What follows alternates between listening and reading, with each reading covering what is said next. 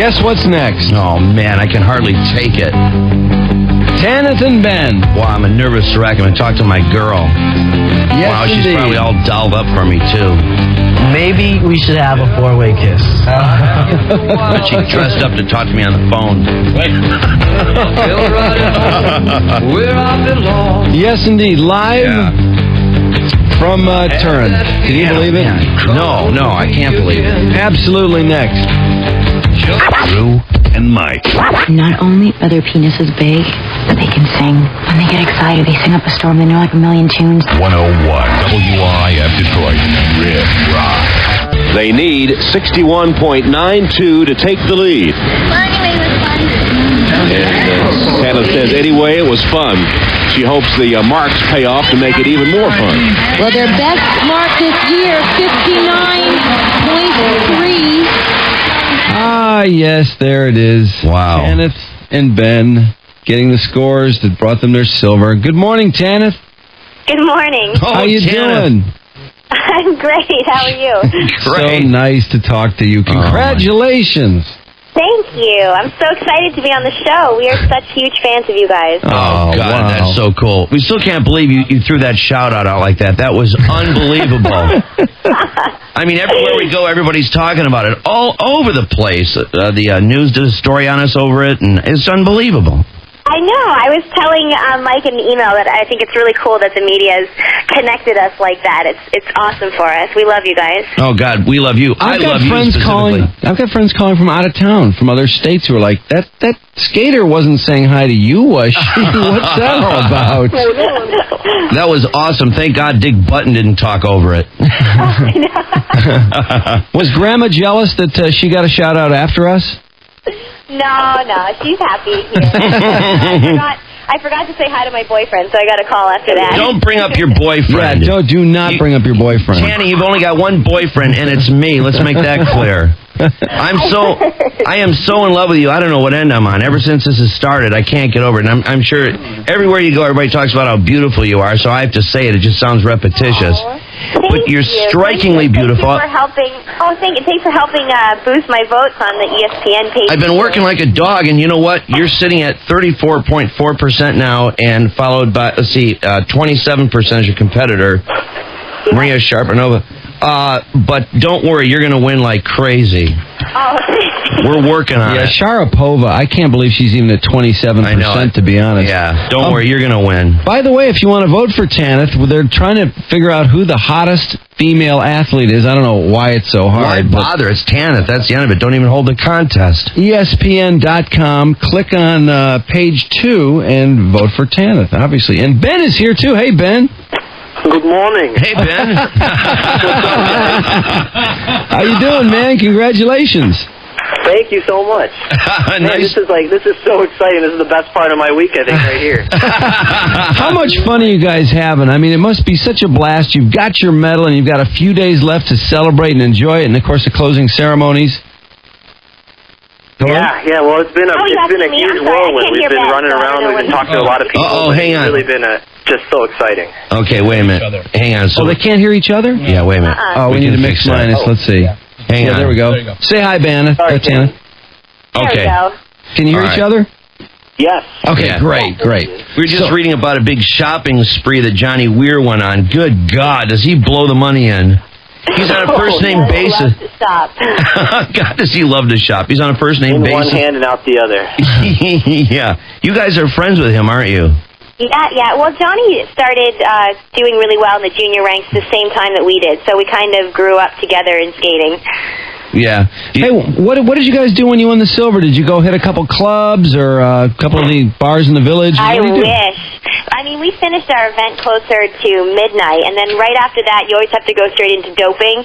So one of us, it's always random which one, but one of us has to go in. It was me this time that has to go in, and you give a urine sample, and you go through all this really strict procedures. Does anybody watch that? Would you don't even list Tanith, just ignore it. No, you didn't hear anything. Tanith, you do know before you're allowed in the studio, there has to be a doping process that I'll be overseeing. Just so you know. And Ben... Right after that, we have to go into the press conference, which takes, like another 40 minutes. And then by the time we finish that, we just wanted to go find our parents. So they have like a hospitality for every country's team. So we went to USA House, and we met our parents, and they closed down the house like 15 minutes after we got there. So we basically had 15 minutes to kind of celebrate a little bit, and then we slept for about an hour and started a 10-hour media day for the next day, and then yesterday was the same. So we haven't really taken it in yet. Yeah, you guys have been all over television. Oh, my God. Yeah, Ben, talk about the media day. You guys did Good Morning America. I know that. And what else did you do? Yeah, we had a good time. Katie Couric interviewed us, and she was, perky as always. She's weird. I can't stand her. You don't have to say anything, but she's ridiculous. Well, we did a thing on Rockefeller Center with her a few weeks ago where it was kind of like a mini little skating with celebrities, and I was kind of skating with her a little bit. And, that's the corny thing. Drew and I were... a lot of energy. Yeah, Drew and I were laughing about that because she had no idea. He was like, do you mind if I skate with Ben? Because I don't know if you guys have a relationship. And it's like, nice show prep, Katie. Yeah, I know. How could she not know that? I was just blown away. That was weird. Really got to play the coach there. She's like, you're going to have to try not to The first time that we with her at that Rockefeller Plaza thing, I was kind of bummed out because on camera, she gave us these huge hugs, and then as soon as they turned the cameras off, she gave us handshakes to say goodbye. And I'm like, that's not cool. Is that right? Two-faced. Yeah, but funny. She was really nice here, though. Yeah. And then Good Morning America, and where'd you go from there? Or what else did you do? Wow, we did ESPN, like cold pizza. Warm beer, I don't know, what was that show, something like that. And, we did CBS Morning News, CNN.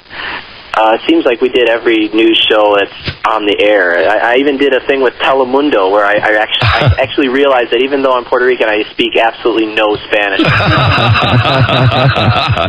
Luckily they were real patient, and they translated my English answers and then taught me the Spanish version, and then I went on camera and pretended I could speak Spanish. What's the dumbest question you've been asked so far, would you say? That one? That one, probably? Dumbest question. Where you just went, oh, my God. We basically only get asked questions. Yeah. They're stare down. Over and over, like, how does it feel? Why were you crying on the podium? And then, are you guys a couple? Those are our major ones. Yeah, I'll bet you're really sick of that, are you guys a couple question.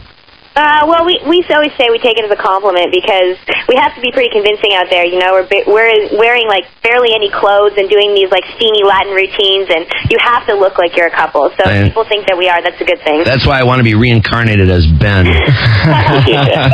Well, I always wonder about these couples. Like, who is the couple that had that frosty thing going on? The Italian couple. He screwed up, and she was so mad at him she wouldn't even look at him. Yeah, what do you guys make of that?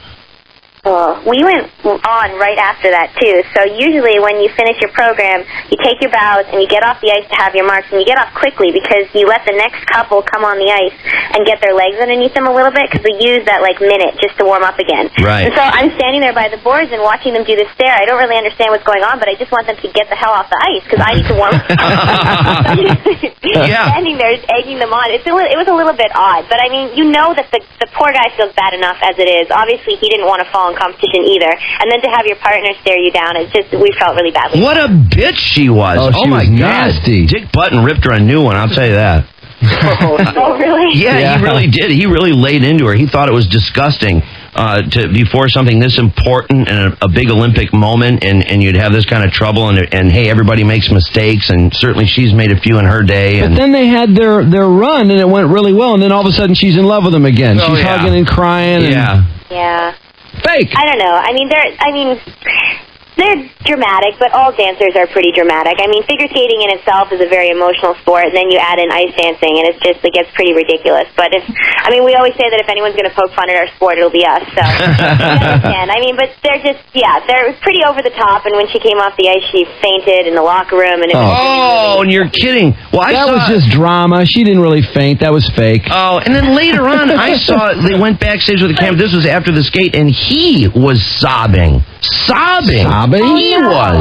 He's a really, really nice guy, though, and it takes a lot of balls to come back after 4 years off. Oh, I like that, Tanith. Huge. I think that was a really big deal. Because skating and ice dancing has changed the new judging system. It's a whole new world now, and so they had to kind of relearn everything from the beginning to come here and do even as well as they did. I think they should be really proud of themselves. Hey, Ben, I'm curious about the outfits, because some of these guys wear, well, more the individual skaters than the pairs, but some of these outfits for the guys, I mean, it's got to be, does somebody just come and show you, like, well, here's 5 possible outfits, Ben. Which one do you think is the most heterosexual? How do you do that? You're talking about the Sequin Males event, right? I have found that, it's always good to try to look as normal as possible, and that's what I try to do. I try to pick something that would look as close to something that I would actually want to wear. Yeah. And, we get a bunch of drawings before the season starts and a bunch of different sketches of different outfits, and I try to pick the one that I think I'll feel the most masculine in, and usually that involves some pink or some shiny stuff. Yeah. It's just part of the, it's par for the course, and it's all about kind of standing out, and hopefully you can stand out without looking too ridiculous. Well, you do a good job, Ben. You're very good, man. You're really good out there. When I was talking to my sister was like, "Oh, that Ben is so hot. And he's not gay at all. His outfits aren't even gay." Well, when you got Johnny Weir sitting there talking to the media going, well, my critics can just eat it, it doesn't help. Yeah, how much are you guys aware of the other athletes and what's going on with them and the kind of coverage we're getting? Are you guys hip to any of that? Well, a little bit. I mean, we obviously don't hear any of the commentating or anything that people are getting as far as feedback goes. We don't really know. But it's hard even to bump into each other in the village. Everyone's on different schedules, and we try to catch each other on live feeds into the village when we can, but we don't even have TVs in our room or anything, so we can't really see unless we're live at the event. And the athletes don't get tickets to any of the events. So if we wanted to go see something, we'd have to buy tickets for like $100. What? That's ridiculous. Oh, man. My critics can eat it. Have you followed this Bodie Miller fiasco? What a joke he's been. See, that's an example of something that's so hard to follow because there's actually 3 different athlete villages because all the ice sports are here where the arenas are, but then the ski hills are like 2 hours away from us, and then the other mountain events are an hour and a half away from that. So we're so distanced, it's hard to keep in touch. Yeah. Well, he's been seen out at the bars almost every night, and then yesterday, of all things, he hurt his ankle playing basketball. Oh my God. Yeah, so the coverage here at home has been really rough on him. Yeah, plus when he goes to the hill, they talk about the other athletes review the hill for like an hour. He spends 11 minutes.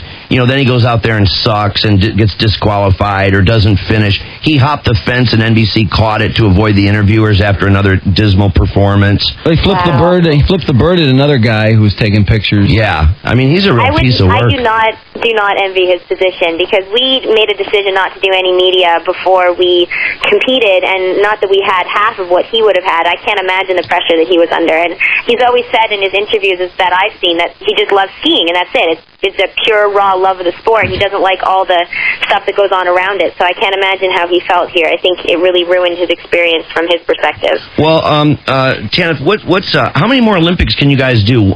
Probably 2, right? If not more. I mean, I don't really know. We kind of take it year by year. We just love skating. I mean, we do it now because it's what we love to do, but we certainly have another one in us for sure. Ice dancing has the longest competitors because most of the people that, like, for example, the Russian team that beat us, she's, I think, 31 or 32, and we're only 21 and 24. So right, they're out. Ice dancing standards, we have a lot of years to go. It's really just a matter of, when we peak and when we feel like we've accomplished what we need to in the sport. Yeah, that old bag is finished. Oh, yeah, she's washed up. Forget about it. Next Olympics, it's going to be all about Ben and Tanith. There's going to be so much. And meanwhile... Absolutely. You guys have such a future. Wow. Are the endorsement people coming after you yet? I mean, they must just be attacking you. Yeah, you must be batting...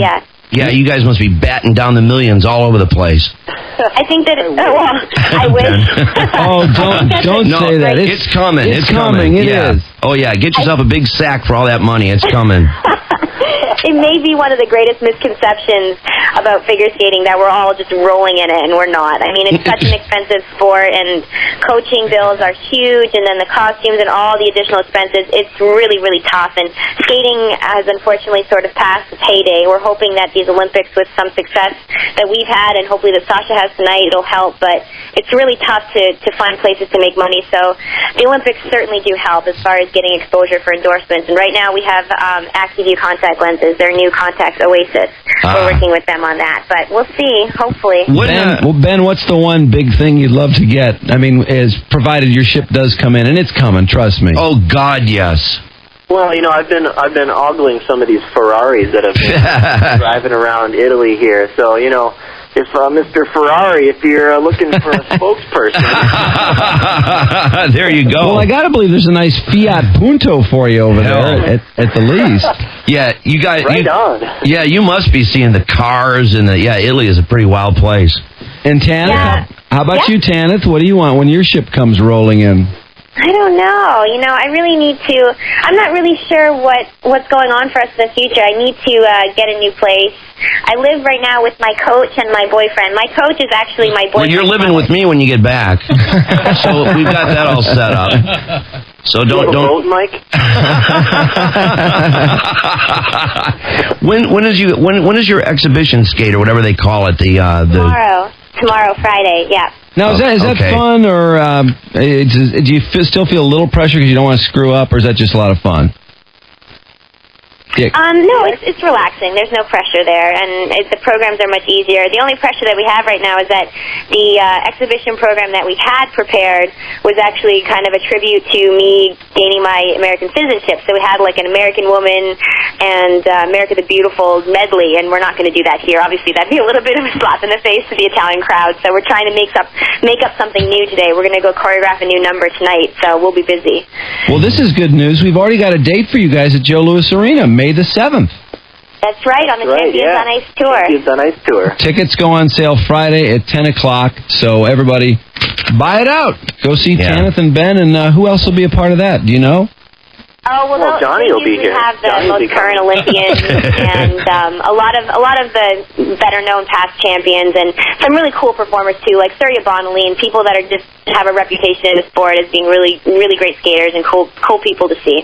Well, if Johnny comes through town, we definitely got to get a hold of Johnny. Johnny is on the tour, absolutely. Johnny and Sasha and Michelle Kwan and all the top names in skating right now are on that tour. Yeah. Oh, how cool. Tanny, are you going to bring him into the studio for you? Absolutely. Bring him on. Well, Johnny provides some good radio. I'm confident of that. Oh yeah. Hey, Mike, ask Tanith about her outfits and what they've come up with for her. There must have been something horribly skanky you had to bat away. Well, believe it or not, my mom makes all my costumes. Oh, that's the way to do it. They'll never get overly skanky. But, I mean...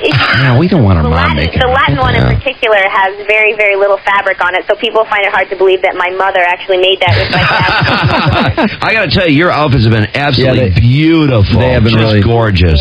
Classy. She's a creative genius, that's for sure. Oh, they're beautiful. I've been making my costumes since my first competition when I was 5 years old, so to be able to wear her costumes when I took the ice at the Olympics finally was really, really memorable. Well, I've got a costume I made for you when you come in studio. There's some thigh-high stockings and some high-heel pumps and some stuff like that that's all ready for you when you get here. Straight from the Minister of Fantasy website. That's Ben, you're all over it. That's a fact. Hey Ben, how does your girlfriend get jealous? I mean, I can't think anything would be harder than having your boyfriend is the pairs skater that gets to skate with Tanith. Well, you know what? She's an awesome girl. Actually, she's listening right now. So, hi, Mary. I love you. And we've been dating for so long, and she's good friends with Tanith, and they get along well. So she understands what's going on. And she has a job to do. And, well, she's got to be cool if she can deal with all that. Oh yeah. Tanny, how good of a skater is your boyfriend? He's a skater, isn't he, or no? Yeah, he actually just recently retired from skating, but he was pretty successful in his time, and he was the junior men's champion of Canada in '99, and then moved on, and actually eventually moved up to a third in Canada out of the whole country. So can he skate any of those? Successful. Can he skate any of those bend maneuvers? Like, can you grab him and do some of the? I mean, he can't hold a candle to Ben, can he? He was a single skater, so he never skated with a partner. So it's a little bit of different training, but he did a good job, and he accomplished a lot in the sport, and now he's actually moved on. He's very passionate about cars, so he's into racing his car now. Oh, is that right? Wow, racing. Yeah. Boy, he's going to be a race car driver. And are you going to do any modeling? I mean, you're so smoking hot. I got to believe you can make millions as a model. Oh, thank you. No, I mean, I've never really put that much thought into it. I don't know. I'm busy enough as it is with the skating, and that's really where my heart is. And I'm not really sure how much I'm into the whole modeling idea, but it's fun now with all the press that we're doing, and we just did like a photo shoot for People magazine that should be out soon. Boy. So I think we're going to have some fun with it a little bit. Yeah, you just can't take a bad picture. Every picture, no matter what you're doing, is smoking hot. Yeah, we're gonna be seeing them everywhere. I have everywhere. to believe, As it is now. Yeah. What other publications? I mean, as far as media, you must be talking to everybody. Yeah, I mean, a lot of it is just the major news right now, but next week we should be on a couple of the late night shows. So we did a piece with Jay Leno's intern, Ross. That homo guy. Is he a fake homo? He's a fake homo, isn't he, or is he the real McCoy? No, he's exactly the same off camera as he is on. And who would be able to discern homos better than somebody in the skating world? That's right. Not that there's anything wrong with that. I have to say, all he needs is a sequin outfit, and he would really be, one of the most flamboyant people I've ever met. Yeah. Hey, what about David Letterman and Conan? Have you heard from those people too? We are in discussion, so we'll see. We'll see what works out. It's very difficult right now because we're training for the World Championships as soon as we come home, so we really can't be like jet setting all the time. Yeah. Got to stay home a little while. Enjoy it. Do some jet setting. Come on. I know what you mean. I wish we could end now with our season and just relax and take like 2 weeks to do all the media and have fun and take a vacation, but that's just not the case. Yeah, that Worlds, boy, that's right on the end of the Olympics. Boy, that's a bad place to put it almost. You can't even relax for a minute. Although I suppose you're able to pick up where you left off. There's no, you know what I mean? You're all in shape. You got your routines down, and you're ready to go.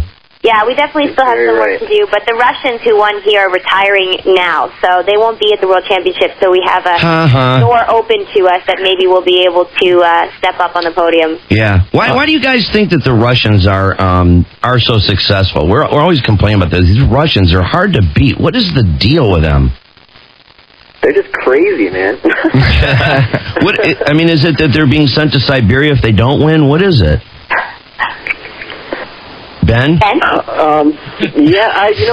a good question, but I think that the Russians have always just had a really, really strict regimen of training, and they start from when they're really young, and they really put the most talented people in there, and there's no doubt about it that they work hard, and they are good athletes in pretty much everything that they compete in. So, it's just our challenge to try to work that much harder so that we can beat them more often. Hey, I want to remind everybody before they have to go pretty soon, ESPN.com.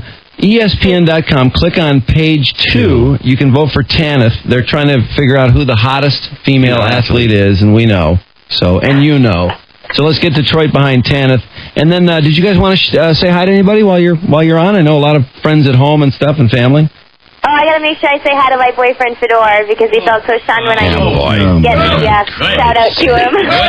Oh God! Anybody? Tanith, I'm your boyfriend. When are you gonna get it through your head? I'm sorry. Ben, did you want to say hi to anybody? Oh, man, there's so many people I'd like to say hi to, but I have to say hi to Mark Brock if he's listening, and to Vinny Sarnicki Physical Therapy and Dr. Goldman. They're awesome, man. And your girlfriend's listening, of course? She is listening, and of course I love her very much. Oh, man. Yeah. That lucky woman. Yeah, everybody's lucky. Mm-hmm. Her boyfriend and your girlfriend. Well, thanks a million for calling, you guys. It's so great to talk to you. I can't believe how this whole thing worked out. Just terrific. Been a blast. Yeah. You're very welcome. Your guys' letters that we were receiving the whole time was so much fun for us. It was such a great distraction from all the major pressures of the event. So we love talking to you. That's great. We'll keep the email coming. Yeah. We'll see. That's good. And we'll see you down the road in the studio. We can't wait to get in there, definitely. and I want to see that helicopter, Mike. Ben, I'll fly it just for you. Oh, Mike. Helicopter fiasco going on. When the whole dance event seemed to be taking those terrible spills. I don't know if you saw them all. I saw them all. Taking these awful falls, and Ben and I were saying how we just would have loved to hear the audio from the helicopter crash over all those falls. Well, you know, the girl that wiped out Jacob Ellis, the audio almost matches exactly Mike's chopper crash, the scream. Yeah, it does. We had the two sound by side, and it's pretty close. Perfect. Separated at birth audio. That's great. Yeah, you love this too. I got a brand new helicopter. I'll bring it in especially for you guys, and I'll show you how to fly it, Ben. You can take a turn at it. You can log some time on it. www.tanithandben.com. You guys have a great day. Congratulations on everything. Everybody's so excited for you. Thank you, guys. Thank you, Detroit. Thanks, guys. All right. See you, Ben. Okay, see you, Ben. Bye, Tanith. Bye. Bye-bye. Bye. Bye. Boy, she does take my breath away. You could tell she was in love with me. Just the way she talked to me. It was just something different going on there. I don't know. It's love. That's what it is. Oh, poor Tanith. Poor Tanith. Oh, man. Oh, my God. Beautiful. Oh, my God. What eyes. Oh, maybe we should have a 4-way kiss. The eyes, the smile, the teeth. Well, everything. You know, God almighty. I have to say, I think that sucks that they can't just enjoy their silver. Yeah, I know. It's just butted right up against I figured they had 2 weeks off to screw around and make all their media appearances and start cashing in. Boy, that's got to be rough, man. Can you imagine? I mean, it's got to be exhausting skating and competing in the Olympics. And then after that, have to come back and get ready for the Worlds, all the jet lag, and then all the media, all the interviews, magazine, television. So I was going to say, who's the genius that made that schedule? Oh, it would be brutal. The World Championship. God, man, they're going to just collapse. Well, they need time come along just to sort through all their endorsement deals. Absolutely. I mean, you got to strike while the iron's hot. And you know what? Honestly, I don't think she realizes how huge this is. Oh, yeah. I mean, they have such a future. It's pathetic. And you would think that they would, just because they're around all these other skaters, you'd think they have an idea. But I'm not sure she realizes how humongous this is, because they're front page USA Today, everywhere. The Olympic section, like 2 days out of 4 days. Locally, of course, it's monstrous, but nationally, it's huge. They're America's heroes. And, the thing of it is, they have such great personalities, the both of them. They're so down to earth and so approachable, and that's why they can talk to, unlike some of these other athletes. That's why they can cash in. Yeah, they've endeared themselves. Much. Absolutely. People are in love with them. They haven't done anything obnoxious. Right. Absolutely not. They've handled it like champs. Class act all the way, the both of them. Absolutely. They have an enormous future. Oh, my God. This is a textbook race for Lindsay Jacob Ellis. Lindsay did everything she was supposed to do. She got out in a difficult position out of the gate and was able to pull over and pull away from all the contact. Listen to this audio separated at birth. All she wanted was the whole shot, and she could just run with it. Exactly. Jacob Ellis goes down. Down goes Jacob Ellis. Down goes Jacob Ellis. He's hovering. Mike is actually hovering. It's awfully close to the building. It's about 6 feet off the ground, 8 feet off the ground. Headed towards the speaker. Headed towards one of our backyard greens here. Boy, I tell you, this is a high wire act if I've ever seen one. That was the whole shot, and she could just run with it. Exactly. Jacob Ellis goes down. Jacob Ellis goes down. A shocker on the home stretch. Tanya Frieden of Switzerland grabs the gold, and Jacob Ellis gets the silver. I guess this is probably a good time to look at the Johnny Weir. Oh, hell yes. Every sentence of that thing is hysterical. This is out of Turin, where Olympic figure skater Johnny Weir has been out shopping every day. Shopping so much that the Louis Vuitton store, which he affectionately calls Louis. My critics can eat it. This guy is hysterical. Yeah. The Louis Vuitton store here, which he calls Louis, and which he's visited 6 or 7 times since arriving 2 weeks ago, paid for his cab recently when he was leaving. Just imagine that. You shop there so often, they pay for your cab. Because I'm nice, he explains. Because he's nice or because he drops a lot of money? Well, both. he says. Mm-hmm. He is nice and charming, and so thin he buys children's sizes when he shops at Lacoste. Children's sizes. And he's loaded down with money from skating shows like Champions on Ice. Oh. And great at getting discounts and capable of spending $1,330 in 2 hours, which is what he did Monday on his daily shopping trip. That's nothing. I'm having a fashion heart attack. He knows the staff in the high-end stores of Central Turin. He knows who's having sales and who moved around their merchandise in a few days since he was last in the store. It's a rush to watch him spend, reckless and freeing, like shooting tequila in the morning. Reckless spending. I like to shop, Johnny says. So far, Weir, 21, has bought the following items here. 5 pairs of shoes, a pair of rabbit fur hand warmers. Rabbit fur hand warmers. I love that. A Dolce & Gabbana hoodie, he says. Reads, sex trainer, best to practice 7 days a week. Yeah, I love that. Was that embroidered on the back? Yes, I guess so. How stupid. Now that's embarrassing. That's corny.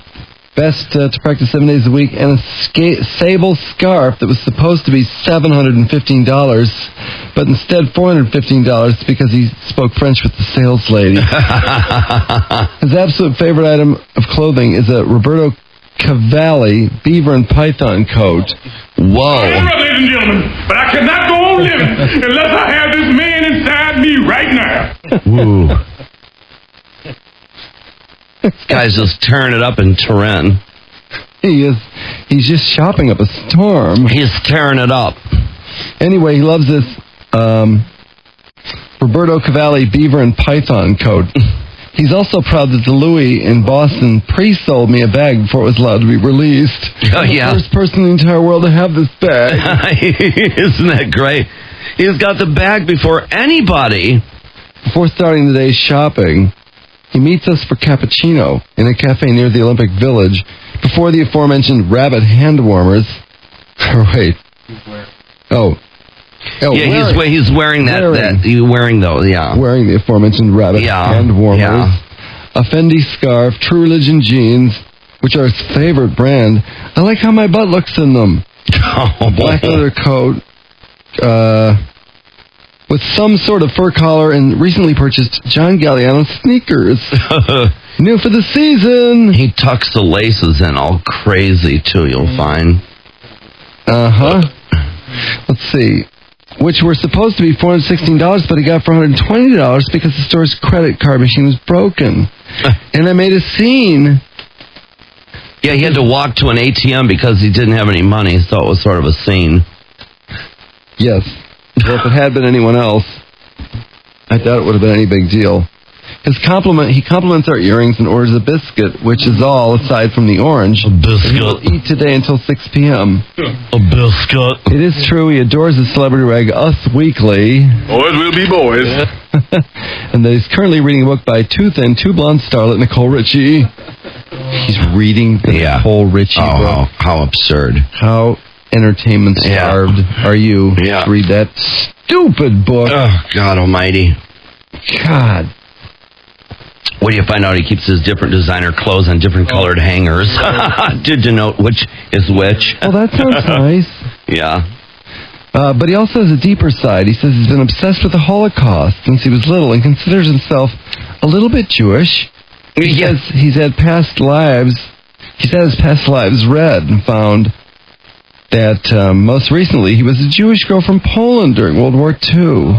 And he believes that due to the past life regression. Yes. And so because of that, he says, why else would, at 4 years old, would you have such an interest in the Holocaust unless you had been reincarnated? Yes.